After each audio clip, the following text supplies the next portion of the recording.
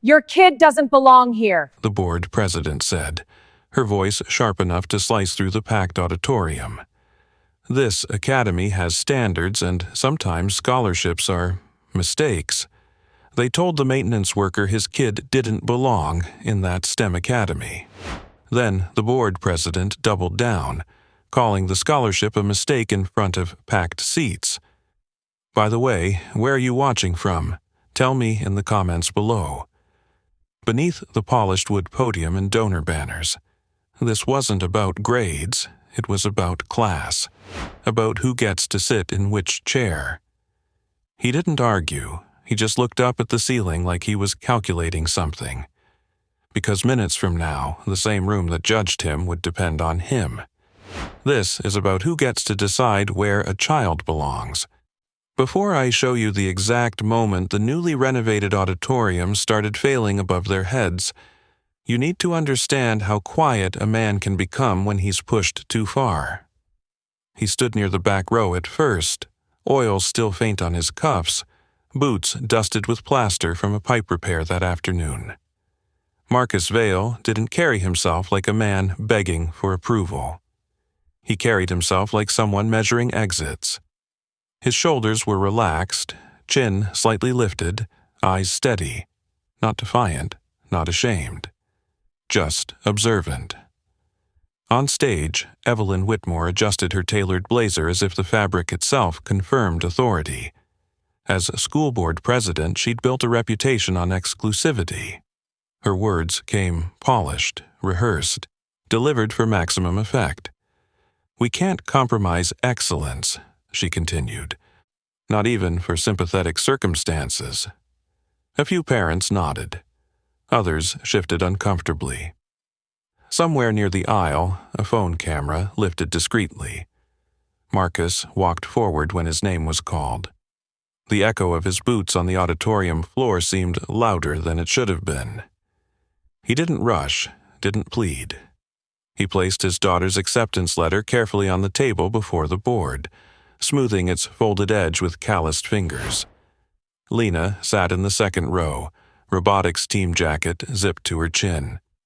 Her knuckles were white around the strap of her backpack. She kept her eyes on him, searching his face for cracks. There weren't any. "You're saying," he began quietly, voice steady, "that her test scores weren't earned?" Whitmore's smile tightened. "I'm saying this environment demands more than raw scores. It demands fit. Fit." The word hung there, soft but loaded. A murmur rolled through the room like distant thunder. The principal, Dr. Eliza Romero, shifted in her seat at the far end of the table. She didn't meet Marcus's eyes. Conflict flickered across her face before she lowered her gaze to the documents in front of her. He nodded once, absorbing the blow without flinching. A single fluorescent light above the stage flickered briefly, barely noticeable. His eyes lifted to it instinctively, then scanned along the metal rigging that framed the ceiling. Subtle vibration hummed through the beams, a sensation most people would mistake for nerves. "Mr. Vale," Whitmore pressed, impatience creeping into her tone, "do you have anything further to add?" The air felt heavier now, thick with perfume and polished wood, and something else, something metallic beneath it all. Marcus exhaled slowly. "Yeah," he said, "I do." Lena leaned forward. "You're wrong about my daughter," he continued, "but that's not the worst mistake being made tonight." Brows furrowed, a few whispers sparked. Whitmore stiffened. "This hearing is about your child's placement, not—" A faint creak interrupted her. Not loud, just a subtle shift above the lights. Marcus's head tilted again, calculating angles, weight distribution, timing. His calm wasn't resignation, it was assessment. "I'm not asking for sympathy," he said evenly. "I'm asking you to look at facts." Outside, wind rattled against the tall windows of the renovated wing. The building had been showcased as Whitmore's crowning achievement, a multi-million-dollar modernization funded by her development firm's partnerships. Banners near the entrance boasted innovation, safety, structural excellence. Another flicker. This time, longer. Someone near the back laughed nervously. Probably just wiring, they whispered. Marcus's jaw tightened almost imperceptibly. Lena watched him instead of the stage now. She'd seen that look before, when a kitchen cabinet hinge was about to give, when a gas line hissed wrong, when something invisible shifted out of place. It was the look that meant he already knew the problem before anyone else admitted it existed. Whitmore leaned forward, fingers steepled. The board will now proceed with the vote regarding revocation of the scholarship. The word revocation seemed to scrape across the floor.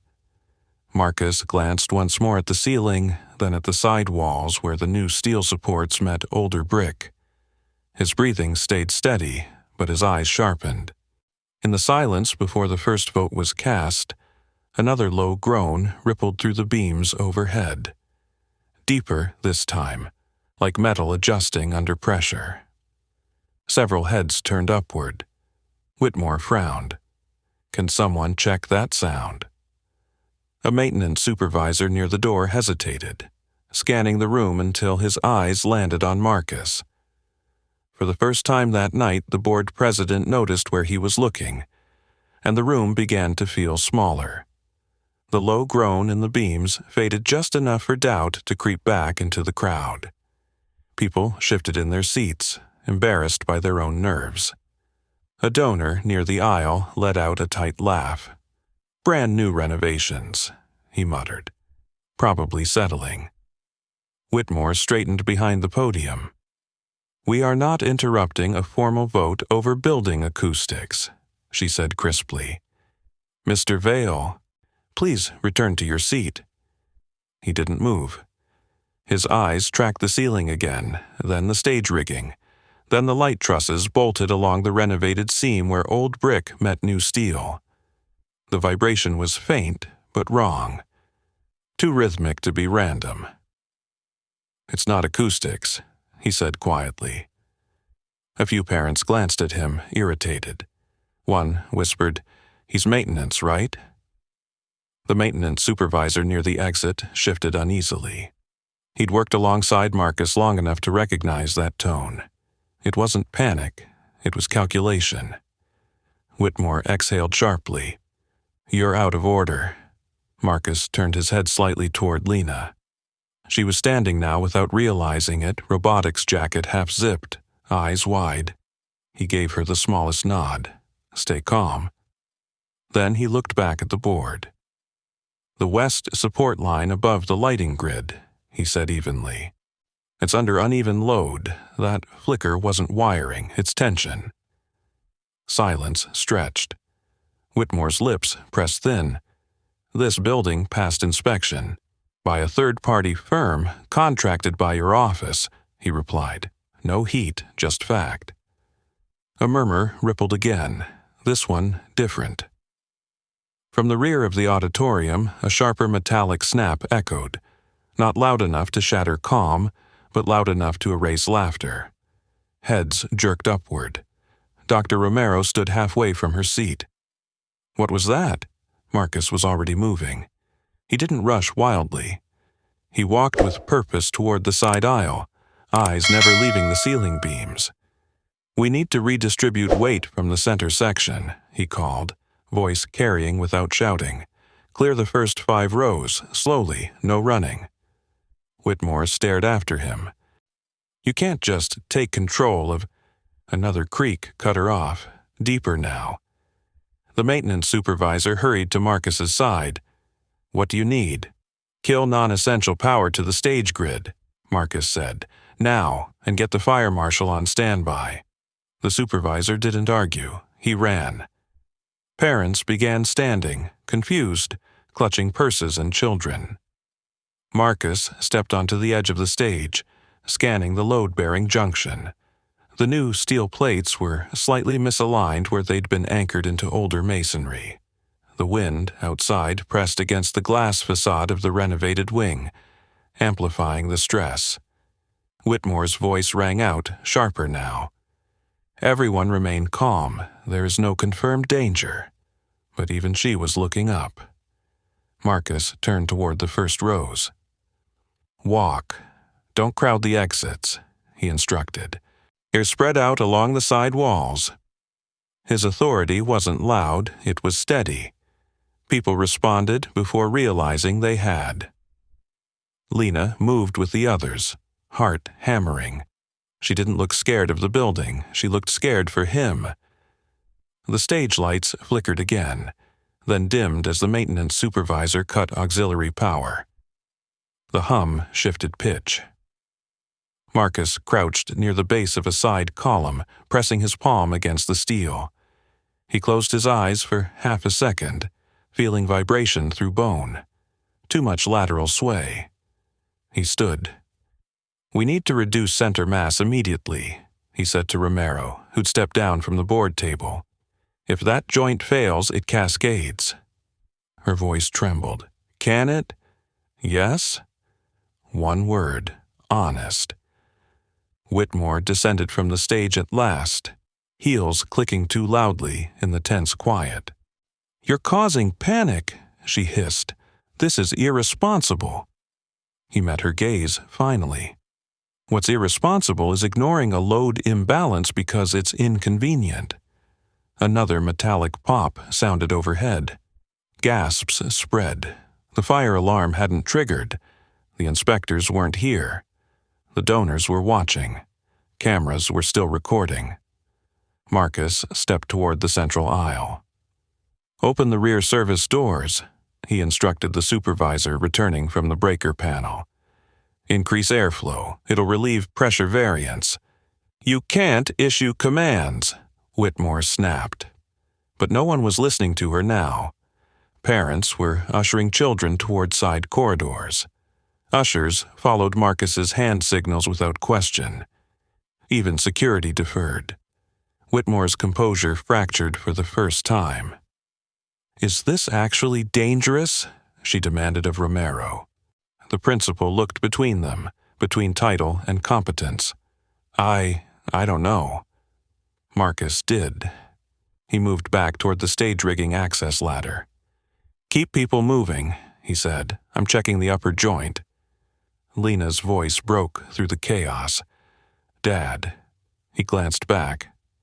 Just once. I've got it, he said gently. And then he climbed. Steel groaned above him as wind battered the exterior glass. The auditorium no longer felt like a monument to prestige. It felt like a structure under stress.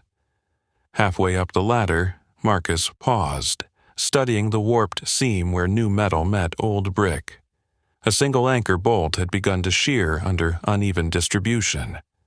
Below, Whitmore stood frozen, realization dawning too slowly. The scholarship vote was forgotten. This wasn't about belonging anymore, it was about survival. And for the first time that night, the room understood exactly who they needed. Marcus reached the top of the rigging access and braced one boot against the narrow catwalk. The steel vibrated under his weight, not violently, but enough to confirm what his instincts had already calculated. Below him, the auditorium had shifted from polished ceremony to controlled chaos.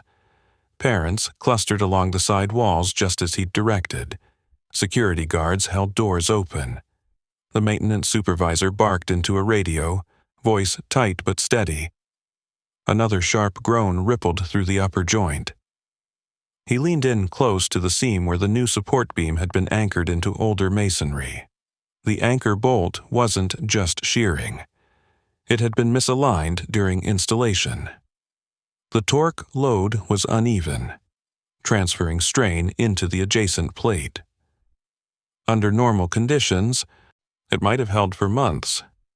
Add wind pressure in a packed auditorium, and the math changed. Auxiliary power's down, the supervisor called from below. Good, Marcus replied, not looking away from the joint. Keep the center clear. His hands moved with quiet precision, checking the tension with the edge of a wrench clipped to his belt. He carried tools the way some men carried habits, without thinking. The small steel wrench Lena had slipped into his hand weeks ago for good luck was still there, scuffed but reliable. Below, Evelyn Whitmore stood near the podium, color drained from her face. The donors she'd impressed minutes earlier were now whispering urgently. Cameras remained raised, but the narrative had shifted. Dr. Romero stepped forward into the aisle. "Is it stabilizing?" she called up. "Not yet," he answered. "If that anchor fails completely, the grid drops on the front rows." A collective breath sucked inward across the room. Whitmore swallowed.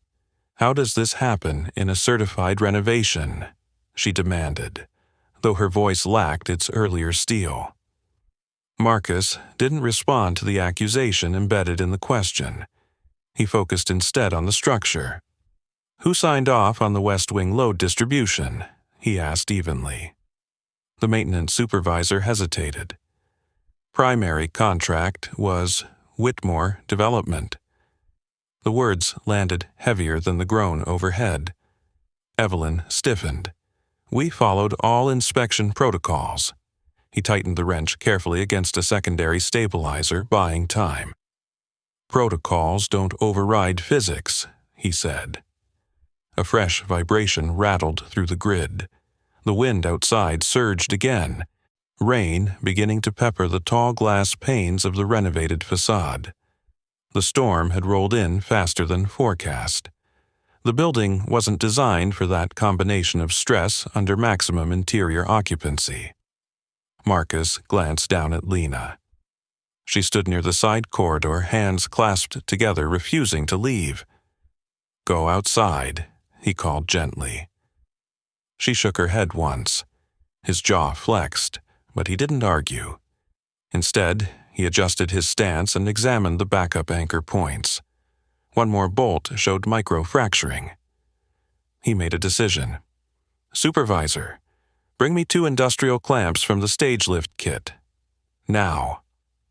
The man sprinted. Whitmore stepped closer to the ladder, heels scraping against the polished floor. "If someone gets hurt, if we do nothing," Marcus interrupted calmly, "they will."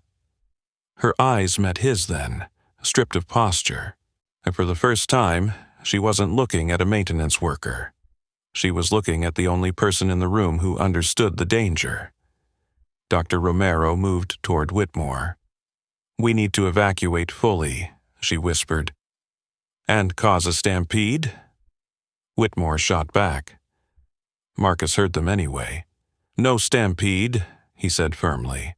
"Slow release through both side corridors. Keep spacing even." The supervisor returned, breathless, handing up the clamps. Marcus secured himself with one arm and worked with the other, fitting the first clamp across the compromised seam to redistribute the strain temporarily. Sweat beaded along his temple despite the cool air.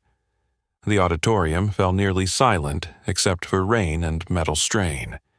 He locked the second clamp into place and tightened both carefully, calculating the load shift in his head the way he'd done countless times before, in places far less forgiving than this.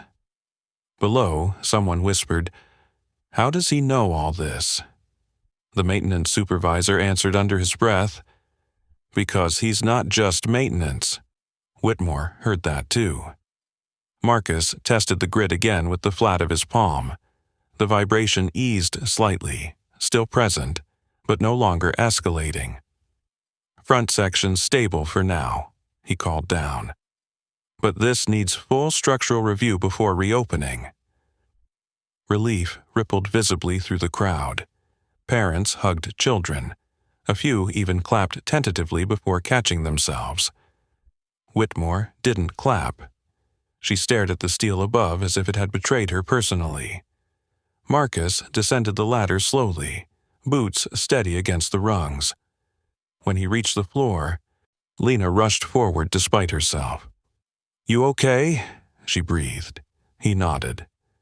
"I've got it." Rain hammered harder now against the windows, but the interior felt steadier. Dr. Romero approached, voice softer than before. "You prevented something serious." He shrugged slightly. "I slowed it down. It still needs fixing." Whitmore stepped closer, regaining fragments of composure. "We'll conduct an internal investigation," she said carefully. He met her gaze. "You should." Around them, the auditorium buzzed with new understanding. The scholarship vote was forgotten entirely.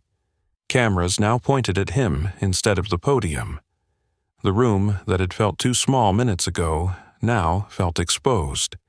Not because of him, but because of what his competence revealed.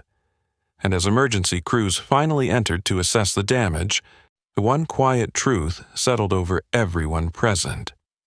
The man they'd said didn't belong had just held the building together. Emergency crews moved in with controlled urgency, radios crackling, boots thudding against polished floors that had hosted donors and dignitaries only minutes earlier. Parents were ushered outside beneath the awning as rain poured harder, soaking banners that boasted innovation and excellence. The storm felt almost symbolic now. Nature pressing against glass and steel that hadn't been prepared properly. Marcus stood near the base of the stage ladder, hands resting at his sides, breathing steady. Lena hovered close, her robotics jacket damp at the shoulders where rain had blown in. He squeezed her shoulder gently. "You're okay," he murmured. Across the auditorium, Evelyn Whitmore was speaking in hushed but urgent tones to a fire marshal. Her posture had shifted, no longer commanding but defensive. She gestured toward the rigging above, as if distance alone could separate her from responsibility.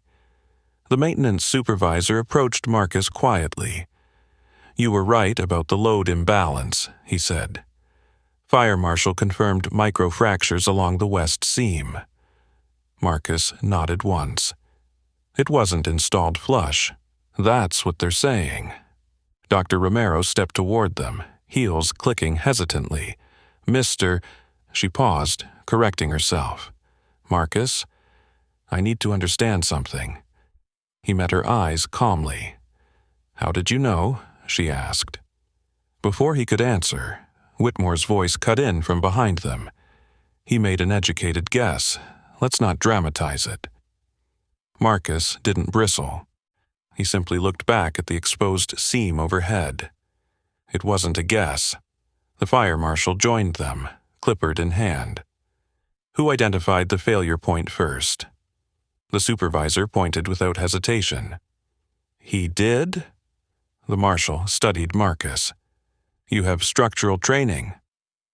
A beat of silence stretched. Lena looked up at her father, waiting. He considered the question, weighing not pride, but consequence. "I've worked in environments where load distribution isn't optional," he said carefully. Whitmore crossed her arms. "That's vague." "It's sufficient," the marshal replied. "Because if he hadn't intervened, we'd be evacuating under collapse conditions." The words hung in the damp air. Parents nearby overheard. Whispers started again, but this time they carried a different tone. Whitmore forced a thin smile. "We'll conduct a thorough review. This renovation met all compliance standards." The marshal's pen scratched against paper. "Compliance doesn't mean correct." Marcus glanced toward the rear of the auditorium where rainwater was beginning to pool near the baseboards. "Water intrusion's going to increase lateral stress," he added. "You should close the west wing entirely." The marshal nodded. "Already in motion." Whitmore's composure thinned further. "We cannot shut down the entire renovated section indefinitely. The showcase is over," Romero said quietly. That landed harder than anything else. The principal turned toward the gathering parents beneath the awning. "Everyone's safe because someone paid attention," she said, voice steady despite the storm. "Let's focus on that." Her gaze drifted briefly to Marcus. Lena stepped closer to him. "They were going to vote," she whispered. "I know." "Are they still—" "No," he said gently. "Not tonight." Whitmore heard that and stiffened. "The scholarship discussion is postponed pending review," she announced sharply, reclaiming authority where she could. "Pending what review?" a parent called out. "The building or the bias?" The question sliced cleanly through the rain-soaked tension. Whitmore didn't answer. Emergency lights cast the auditorium in a different hue now, less golden, more stark. The polished prestige had been replaced with exposed bolts and caution tape. Reporters who had come to cover the showcase were filming something far more complicated. The maintenance supervisor leaned toward Marcus. "You ever going to tell them?" he murmured. "Tell them what?" Marcus asked quietly. "What you used to do." He didn't respond. Instead, he looked toward Lena, who stood straighter now, not small, not apologetic, just watching. Whitmore approached him again, lowering her voice so only a few could hear. "You've made your point," she said tightly. "There's no need to escalate this." He held her gaze. "I didn't escalate anything." The wind rattled the glass again, but the building held, for now. Dr. Romero stepped between them slightly, her conflict visible but leaning somewhere new. "We'll reconvene after the structural report," she said, "and the board will reassess everything." Whitmore's jaw flexed. "The board will follow procedure." Romero didn't argue, but she didn't look convinced either. As parents began leaving in clusters, many paused to thank Marcus quietly. A father clasped his hand. A mother squeezed Lena's shoulder. Gratitude moved through the crowd in understated waves. Whitmore noticed, and she noticed something else. Respect. It wasn't loud, it wasn't declared, but it had shifted. The stage that had been prepared for revocation now stood under inspection lights. The scholarship debate had dissolved into something larger than policy. Marcus walked toward the exit with Lena beside him. Rain misted the air beyond the awning, cool against his face. Behind them, the board members huddled tightly around Whitmore, whispering urgently. Damage control wasn't about steel anymore. It was about credibility. As he stepped into the rain, Lena slipped her small wrench from his tool belt and held it for a second before handing it back. "You knew," she said softly. He gave the faintest smile. "I pay attention." Thunder rolled overhead, not threatening now, just distant. Inside, the auditorium remained standing, but the foundation of something else had cracked wide open. Rain ran in thin rivers along the curb as emergency vehicles idled under flashing lights. Parents drifted toward their cars in stunned clusters, still glancing back at the academy as if expecting it to shift again. Lena stayed close beside him beneath the awning, the night air cool against their skin. A reporter edged closer, microphone half raised. "Sir, can you explain how you knew the support line was failing?" He didn't slow his steps. "I heard something off," he said simply. "That's not luck," the reporter pressed. Marcus stopped then, turning just enough to meet the question without feeding it. "It's not luck," he agreed. "It's experience." Behind him, and inside the taped-off auditorium, Evelyn Whitmore was speaking sharply into her phone. Her voice carried despite the rain. "No, I don't care what the marshal thinks. We followed the engineering report. Get me the compliance documents now." The maintenance supervisor stepped outside moments later, water darkening his shoulders. "Fire marshals sealing the west wing until full structural analysis," he told Marcus quietly. "They're asking who signed off on final load calculations." Marcus nodded once. They'll find it. The supervisor hesitated. You should talk to them. Officially.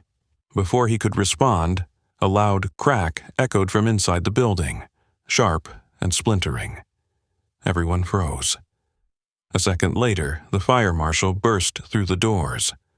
We've got secondary shift in the upper joint, he called. Clear the perimeter. Whitmore stepped out just as the words landed. What now? She demanded.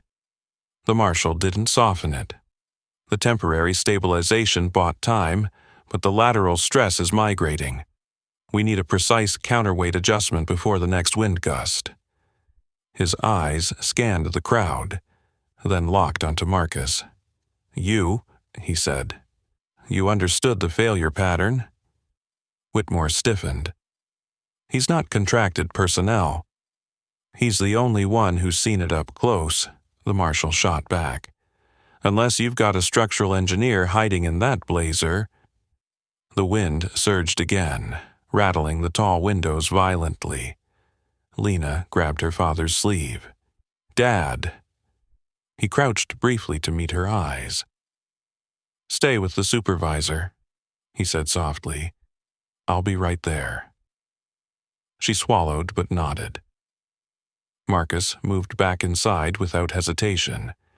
The auditorium looked different now, emptier, stripped of audience and illusion.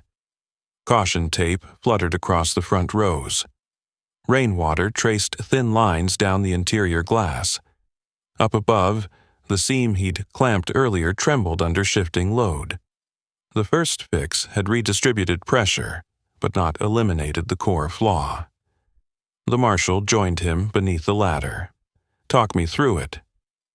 Marcus studied the steel, calculating angles in seconds. The anchor plates pulling against weakened brick, he said. We need to shift tension laterally, temporary brace across the adjacent column. You sure? The marshal asked. Yes. Whitmore entered behind them, heels slipping slightly on damp floor. If you overcorrect... He didn't look at her. If we do nothing, it fails. The marshal made the call. Get me a hydraulic spreader and brace kit. Firefighters moved swiftly. Marcus climbed again, muscles steady despite the adrenaline. Each rung felt solid beneath his boots, familiar in a way that had nothing to do with schools.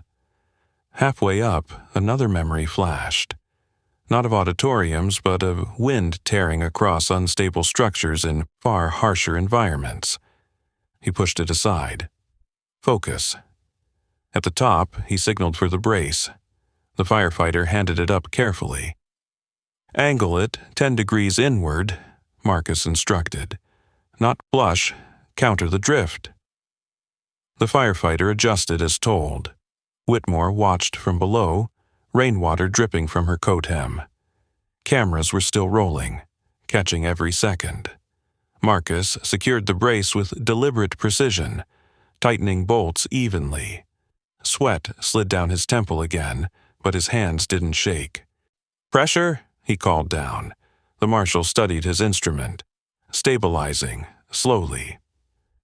A long, grinding groan rippled through the grid, then eased. Marcus exhaled.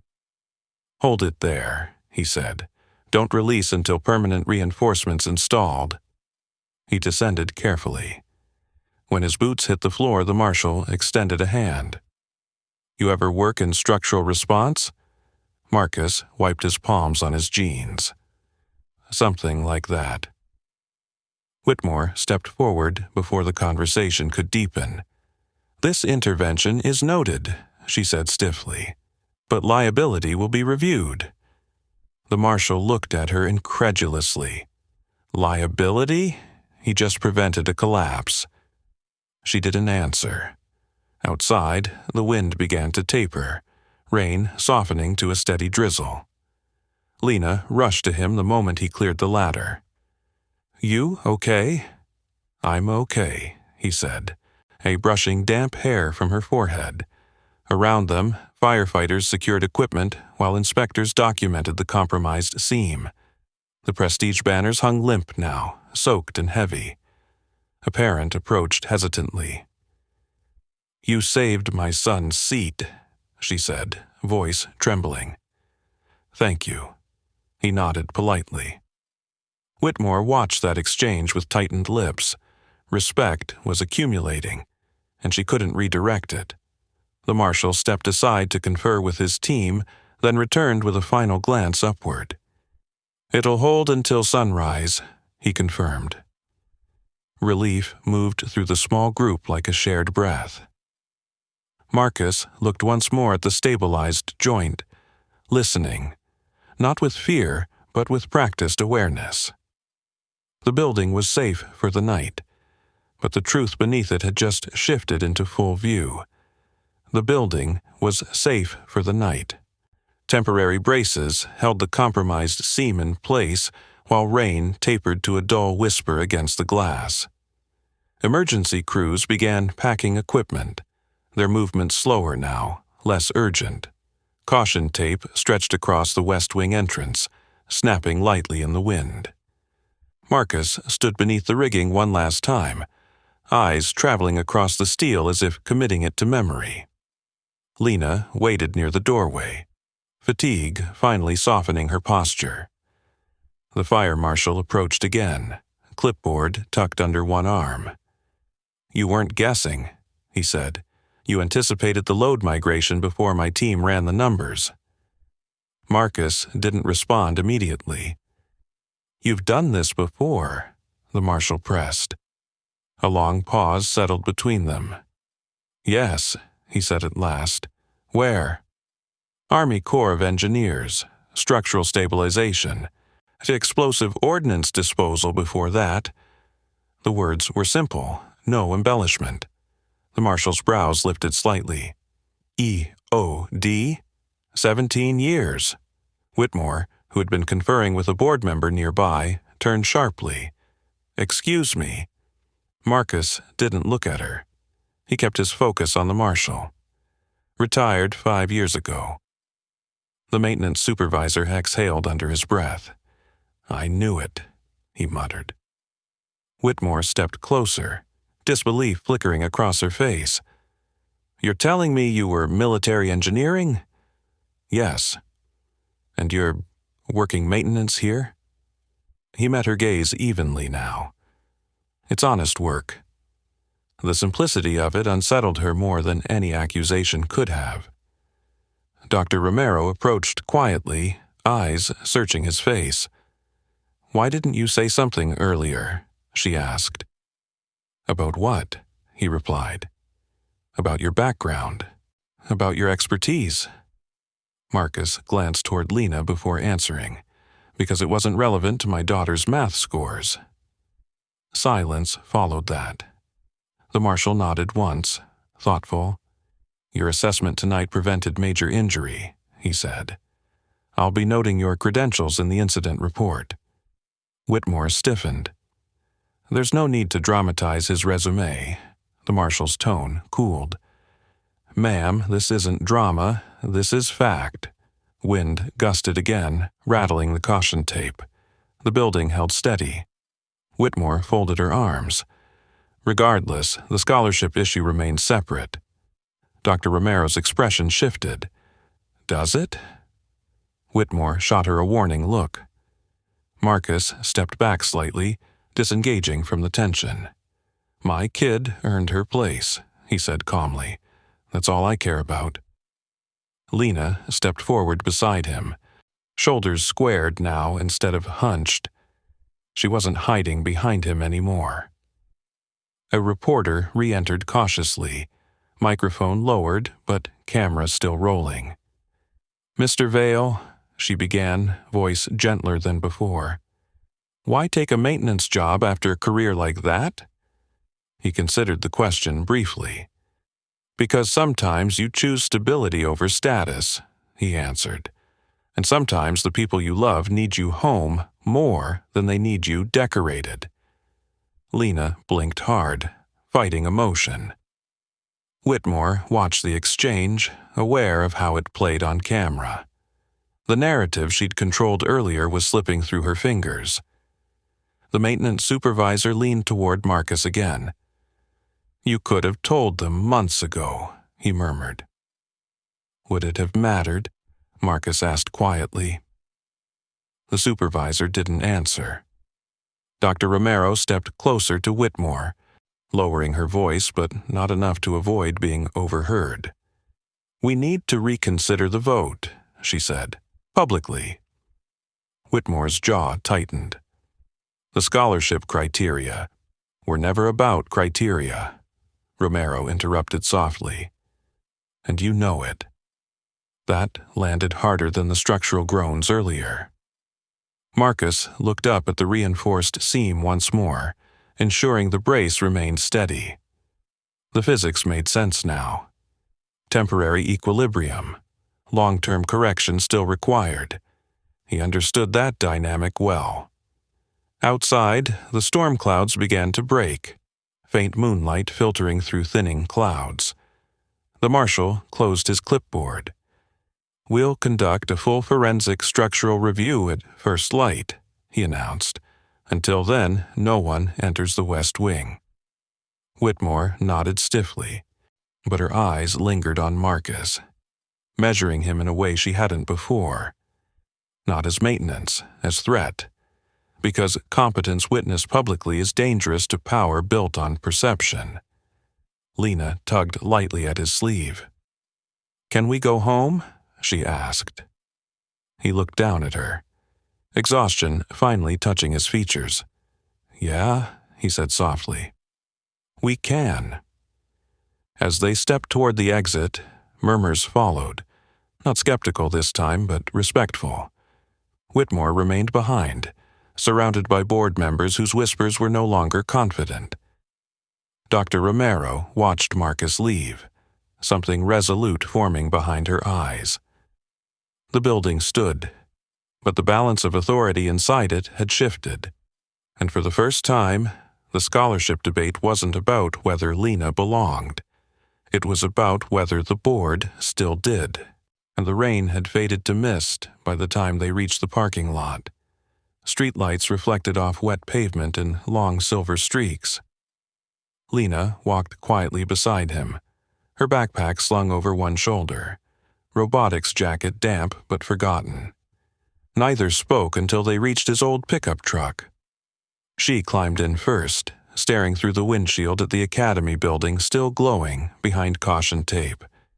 He slid into the driver's seat and rested his hands on the wheel without turning the engine on. "You didn't tell me," she said softly. "About what?" "About all of that." He leaned back slightly. The truck smelled faintly of oil and sawdust. Familiar, grounded. "It wasn't important." "It feels important," she replied. He studied her reflection in the glass. "What's important is that you earned that scholarship." She hesitated. "They were going to take it. I know. And if the building hadn't—" She trailed off. He didn't rush to fill the silence. Outside, a fire engine pulled away slowly, its red lights fading into the night. "Would you have told them," she asked, "about my past?" He considered it. "Only if it mattered to your future." She turned toward him fully now. "It matters to me." That landed differently. He exhaled, gaze steady. "I did work that required paying attention. High-risk structures, high-risk mistakes. You don't get second chances in those environments." She absorbed that quietly. "Why leave?" she asked. He smiled faintly, not from amusement but memory. "Because sometimes you get tired of calculating worst-case scenarios. And sometimes you realize the person waiting at home is more important than the next mission." Her eyes shimmered slightly, but she blinked it away. Inside the academy, lights were shutting down section by section. The West Wing remained dark, barricaded. "Are they still going to vote?" she whispered. "Probably," he said honestly. "Just not tonight." She leaned her head back against the seat. I don't want them to feel sorry for me. They won't, he said firmly. How do you know? Because what happened tonight wasn't luck, and people saw that. She studied him again. They saw you. He shook his head gently. They saw competence. A beat passed, and they saw you didn't panic, she added. He started the engine at last. Panicking doesn't fix bolts. That pulled the smallest smile from her. As they drove away, the academy receded in the rearview mirror, no longer just a symbol of prestige, but of exposure. Back inside the building, Dr. Romero remained in her office, lights still on. She stared at the structural reports being forwarded to her inbox, then at the scholarship files stacked neatly beside them. Her phone buzzed. A message from a board member. We need to talk before this gets worse. Across town, Evelyn Whitmore sat alone in her home office, replaying footage from a local news feed. The camera angle caught her voice earlier in the evening, sharp, dismissive. Then it cut to Marcus climbing the rigging with steady precision. The contrast was brutal. She muted the video and stared at her reflection in the darkened screen. Power relied on perception. And tonight, perception had shifted. The next morning would bring inspectors, reporters, and likely legal inquiries about the renovation contract. Whitmore Development's name was stamped across the permits. Meanwhile, in a small apartment kitchen lit by a single overhead bulb, Lena spread out her robotics components on the table. "You're still working?" he asked gently. She nodded. "Showcase isn't canceled forever." He leaned against the counter, arms crossed loosely. "That's my girl." She paused, then looked up. "If they try to take it again, will you fight?" His answer came without hesitation. "Always." Not loudly, not dramatically, just certain. Outside, wind rustled through trees as the last storm clouds drifted away. The building had survived the night because someone noticed what others ignored. The same might soon be true for the academy itself, and as father and daughter worked quietly in the warm glow of their kitchen light, one truth settled between them. Belonging wasn't granted by a board. It was proven under pressure. Belonging wasn't granted by a board. It was tested. The next morning began without ceremony. Gray light filtered through thin curtains as Marcus stood at the kitchen sink, rinsing coffee from a chipped mug. Lena was already dressed for school, robotics jacket folded neatly over her arm like armor she refused to abandon. "You don't have to go in today," he said. "I want to," she replied. He nodded once. That was enough. By the time they reached the academy, satellite vans lined the curb. Reporters clustered near the entrance, voices hushed but alert. Caution tape still sealed the west wing. The main doors stood open under the watch of inspectors carrying clipboards and laser measuring devices. As they stepped onto the sidewalk, a reporter recognized him immediately. "Sir, Mr. Vale, can we get a statement about last night?" He didn't slow his stride. "The building needs fixing," he said evenly. "That's the statement." "Were you aware of structural flaws before the incident?" Another called out. He paused briefly this time. "I filed a maintenance note 2 weeks ago," he replied. "I'm sure it's in the system." Cameras shifted. Inside the lobby, the atmosphere felt heavier than the night before. Students moved in tight groups, whispering. Teachers kept voices low. The usual polished hum of prestige had thinned into something uncertain. Dr. Romero stood near the front office, eyes tired but steady. When she saw them, she stepped forward. "I'm glad you came," she said quietly. "We weren't going to hide," Marcus replied. Her gaze flickered to Lena. "Your team presentation is postponed until further notice," she explained gently. "But your scholarship status is under review."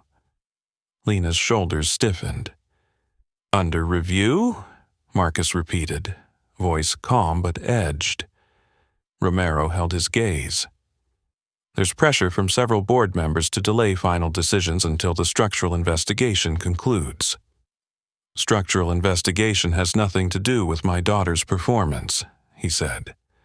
I know, she replied softly, but politics rarely separate cleanly. From across the lobby, Evelyn Whitmore emerged from a closed meeting room. Her posture had returned, controlled, composed, but something brittle lingered beneath it. She approached them with measured steps. Mr. Vale, she began, tone smooth, I hope your daughter is well. She is, he answered. Whitmore glanced briefly at Lena, offering a thin smile. Given the circumstances, the board believes it's prudent to pause all scholarship confirmations until we conclude our internal review. Pause, Lena echoed quietly. It's procedural, Whitmore added quickly. Marcus studied her. Procedural would have been listening when I filed the maintenance report. Whitmore's expression tightened almost imperceptibly. This is not the time to assign blame. It's exactly the time, he replied. The lobby had grown quieter around them. Students slowed their steps. Phones lifted discreetly again. Romero stepped slightly closer, conflict clear on her face. Evelyn, perhaps we should discuss this in private. Whitmore shook her head. Transparency is important. So is fairness, Marcus said. A parent, standing near the reception desk, spoke up hesitantly. My son was in the front row last night, she said. If he hadn't, she gestured toward Marcus. We wouldn't be having this conversation. Murmurs followed. Whitmore's jaw flexed. We are grateful for Mr. Vale's assistance, she said carefully. However, gratitude does not override governance. Marcus didn't raise his voice. Governance shouldn't override merit. Lena stood straighter beside him. A reporter who had slipped inside edged closer. Board President Whitmore, she asked, is it accurate that Whitmore Development signed off on the West Wing renovation? Whitmore's composure flickered again. That's irrelevant to this discussion. It's not irrelevant to safety, the reporter pressed. Romero exhaled slowly. The board will hold a public session tomorrow evening to address both the structural findings and pending scholarship decisions, she announced, in the interest of transparency. Whitmore shot her a look, but didn't contradict her.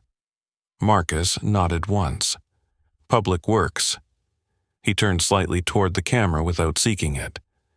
If you've ever been told you don't belong somewhere you earned, he said calmly, remember, proof doesn't need permission.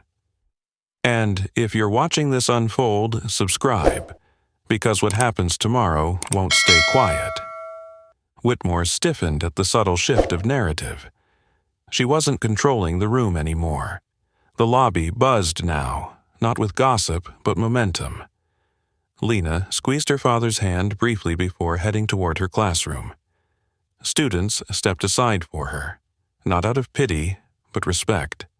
Marcus remained near the entrance for a moment longer, eyes scanning the ceiling beams instinctively. Temporary equilibrium. The real test would come under brighter lights.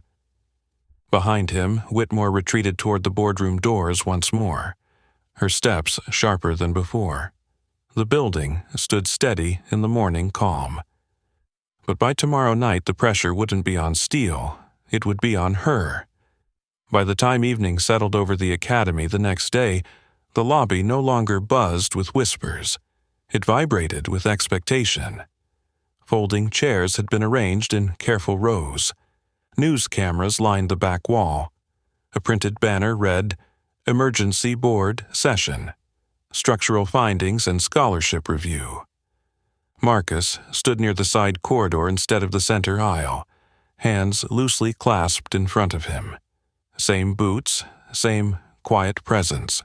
Lena sat in the second row with her robotics teammates, chin lifted, eyes forward. The west wing remained sealed behind temporary barricades. Engineers had spent the day running stress tests, scanning load distribution, and documenting microfractures along the compromised seam. The preliminary report had already circulated online. Whitmore Development's name appeared 3 times in the executive summary. Evelyn Whitmore entered precisely at 7 o'clock. Posture immaculate, expression measured. She took her seat at the center of the board table as if reclaiming territory. Dr. Romero sat 2 chairs down, fingers interlaced tightly. The session began with formalities. Minutes recorded, agenda confirmed. But the air carried none of the usual decorum. Whitmore cleared her throat. "We will begin with the structural report." An independent engineer stepped forward, projector humming softly as diagrams illuminated the screen behind him. Cross-sections of steel beams and anchor plates rotated slowly in clinical clarity. "The failure point," the engineer explained, laser pointer circling the compromised seam, "was caused by uneven torque application during installation. The anchor bolt was misaligned at initial placement. Under full occupancy load combined with wind pressure, it began shearing." A murmur rippled through the audience. "And the temporary stabilization?" a board member asked. The engineer nodded toward Marcus without naming him. "Intervention prevented progressive collapse." Whitmore's jaw tightened. "Was this flaw detectable prior to the event?" Romero asked carefully. "Yes," the engineer replied. "A trained structural specialist would have flagged the imbalance upon inspection."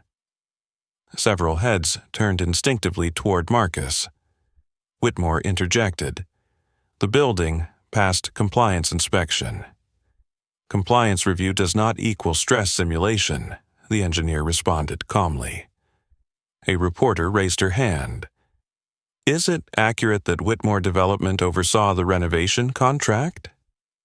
Whitmore inhaled slowly before answering. "My firm partnered with certified contractors. We followed all regulatory protocols. But the misalignment occurred during installation," the engineer added. "Responsibility falls within the renovation oversight chain." Silence followed that.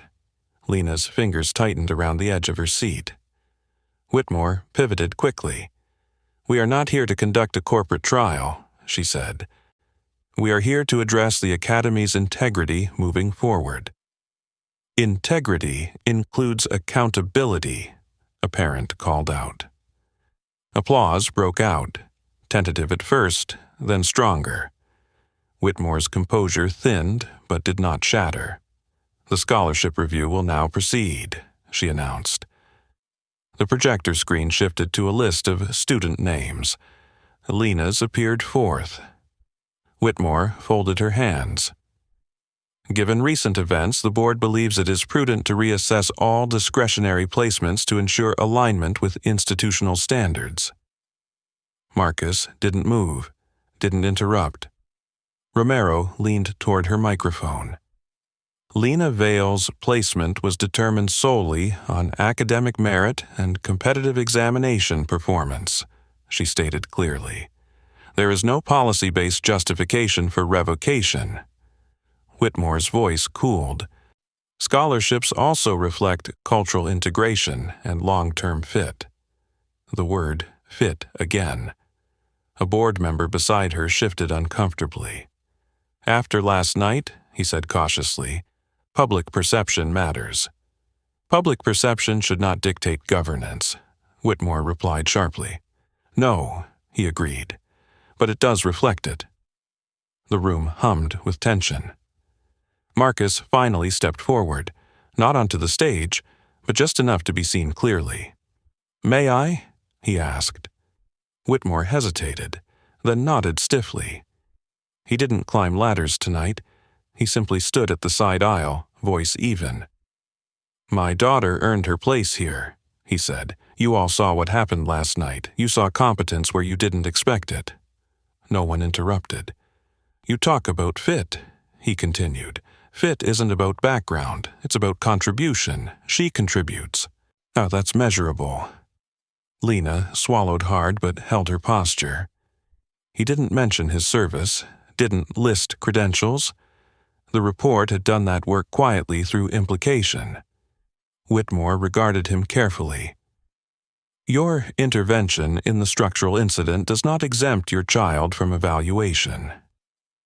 "It doesn't need to," he replied. Romero leaned forward. "The vote should reflect merit, nothing more." A board member near the end of the table exhaled. "We can't ignore what happened, the optics alone." "Optics?" Whitmore snapped. "This is about standards." "And standards were compromised," the engineer interjected gently, "by oversight." Another ripple of murmurs. The balance was shifting, not through anger, but through accumulation. Whitmore felt it. Marcus remained still. No raised voice, no dramatic flourish, just presence. Outside, wind brushed softly against the glass facade. The building stood steady under reinforcement. Inside, pressure mounted around the table. Whitmore glanced at the cameras lining the back wall. Public exposure. She understood it now, and she understood something else. The next vote wouldn't be about a scholarship. It would be about her leadership. The room held its breath as Evelyn Whitmore adjusted the microphone in front of her. The faint feedback hum echoed sharper than intended, slicing through the tension that had thickened over the past hour. "We will proceed with the vote," she said, voice measured but no longer effortless. Board members shifted in their seats. Papers rustled. Cameras leaned closer. Lena's name remained projected behind them, stark against a white background. Not a statistic, not a case study, a person. Marcus stood at the side aisle, hands steady at his sides. He wasn't pleading, he wasn't posturing. He was simply present. An immovable point in a room that felt increasingly unstable. The first board member cleared his throat. "Based on academic records and entrance examination results, I vote to uphold the scholarship." A murmur spread instantly. Whitmore's jaw tightened almost imperceptibly. The second member hesitated before speaking. "Given the events surrounding the structural failure and the subsequent review findings, I believe merit should stand independently. I vote to uphold." Applause rippled softly from the audience before being hushed. Whitmore leaned toward her microphone. "Let's remain orderly." But order no longer felt like hers to command. The third board member adjusted her glasses. "I support maintaining standards," she began carefully, glancing at Whitmore, "and in this case the standard was met. I vote to uphold." 3 votes. Romero exhaled quietly. Whitmore's composure began to fracture at the edges. "We cannot allow emotional influence to override governance," she said firmly. "This academy's reputation was protected last night by someone you tried to dismiss." A parent interrupted from the back row. The words landed hard. Whitmore looked toward the voice, but the crowd no longer shrank under her gaze. The fourth board member spoke. "The renovation oversight failure reflects on leadership," he said evenly. "The scholarship decision reflects on fairness. They are connected, whether we like it or not. I vote to uphold." 4. A shift moved through the room. Not loud, but decisive. Whitmore's hands tightened around her papers. She was calculating now, not control, but damage. "There is still my vote," she said, voice cooling. Everyone watched her. She glanced briefly at Lena, then at Marcus. Cameras captured every second. "For the record," Whitmore began slowly, I maintain that institutional fit is a valid consideration. The engineer seated along the wall shifted slightly, visible reminder of the report projected minutes earlier. But, she continued, tone forced into neutrality, in light of the board majority and to avoid further division, I will not oppose the decision. A subtle gasp moved through the audience. Lena Vale's scholarship is upheld. The words hung in the air. Applause erupted, not explosive but sustained. Not charity, recognition. Lena's breath hitched. She didn't cry. She simply straightened, as if something heavy had been lifted from her shoulders. Marcus closed his eyes for half a second, relief controlled, not dramatic. Whitmore shuffled her papers sharply. "This concludes the scholarship review," she said. "The structural investigation remains ongoing." A reporter stood immediately. "President Whitmore, will you address the findings tying renovation oversight to your firm?" Her composure wavered again. "The investigation is active," she replied. "I will not speculate." "Will you step aside during the review?" another reporter pressed. Silence. Romero looked at Whitmore carefully, not hostile, but resolute. Whitmore inhaled slowly, weighing optics against authority. "For the sake of transparency," she said at last, each word deliberate, "I will temporarily recuse myself from board leadership pending review." The statement hit harder than the vote. The audience stirred again, this time not with applause but with stunned acknowledgement. Marcus didn't smile. He didn't nod. He simply walked forward until he stood beside Lena's row. She turned toward him. "It's over?" she whispered. "For now," he replied gently.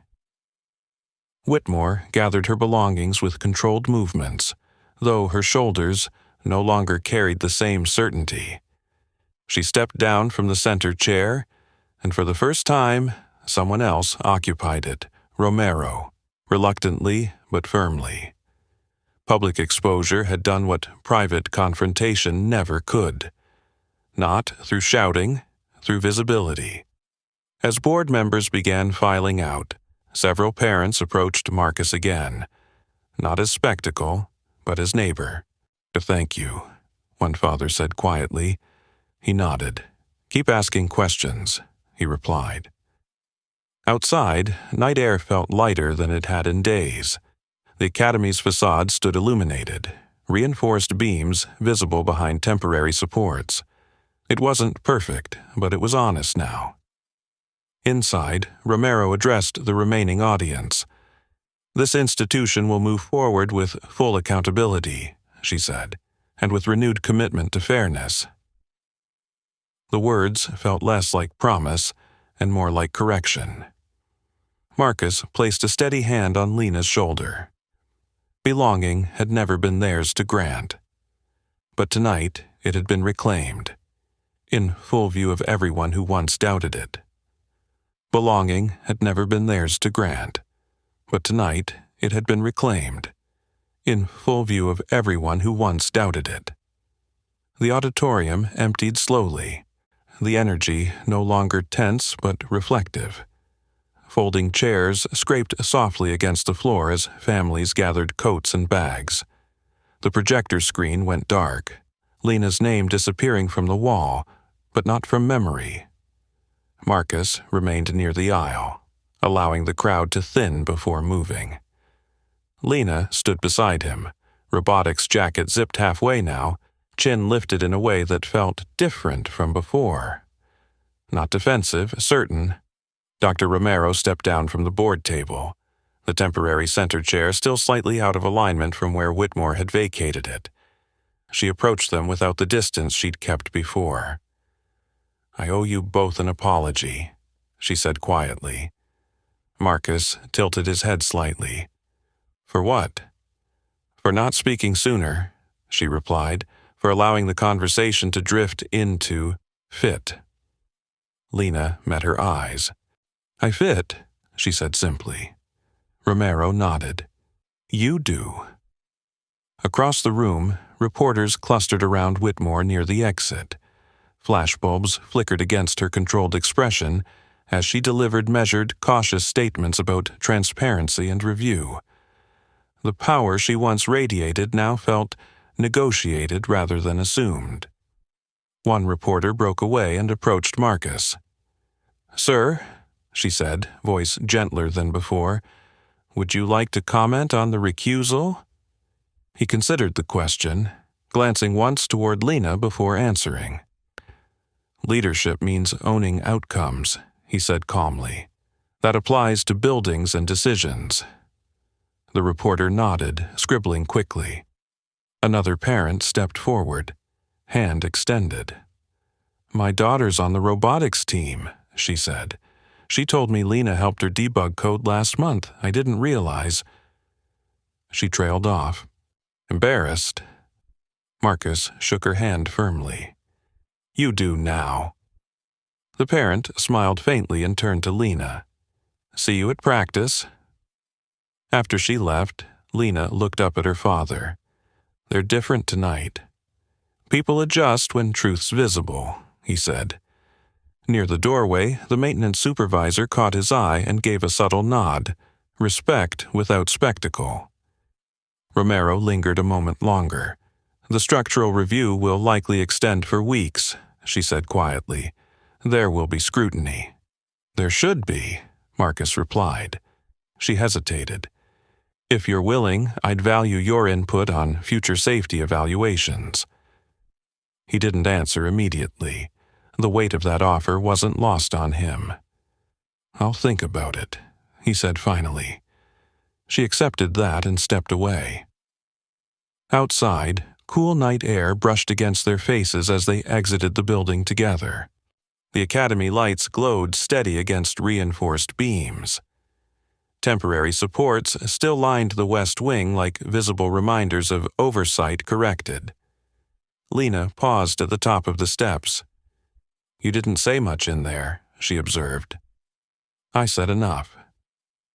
"You could have told them everything," she added, "about what you've done." He looked at her carefully. "It wasn't about proving who I was." "It kind of was," she said. A faint smile touched his face. "No, it was about proving who you are." She absorbed that in silence. Behind them, reporters continued circling Whitmore near the parking lot. Her voice carried faintly through the night. Controlled, but defensive. Questions about oversight, accountability, corporate responsibility. The narrative had shifted beyond scholarship. Marcus glanced once more at the building facade. Steel and brick. Old and new. Reinforced under pressure. "Dad?" Lena said softly. "Yeah? Did it feel like before, up there?" He knew what she meant. "For a second," he admitted, "but this time I wasn't calculating worst-case scenarios for strangers. I was protecting what matters." She nodded slowly. A group of students exited laughing, relieved, lighter. They waved at Lena as they passed. She waved back without hesitation. No shrinking, no apology, just presence. Marcus walked beside her toward the truck, boots steady against the pavement. The night felt quieter now, not empty, but settled. Behind them, the academy doors closed gently. Temporary braces would remain for weeks. Structural audits would dissect every oversight. Board leadership would reorganize. But something intangible had already been repaired. Elena unlocked the truck door and paused before climbing in.